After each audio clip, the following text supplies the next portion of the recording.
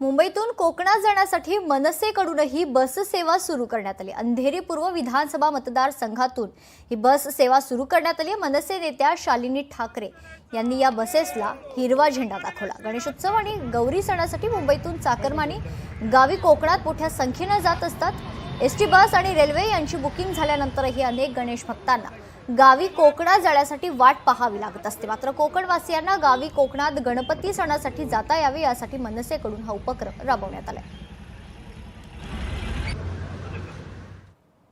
आता गणपतीचे दिवस आहेत आणि आपल्या संपूर्ण महाराष्ट्र नवनिर्माण सेना पक्षाच्या माध्यमातून वेगवेगळ्या विभागामधनं गाड्या सोडण्यात आलेले आहेत। प्रवाशांसाठी ते कोकणात जातात।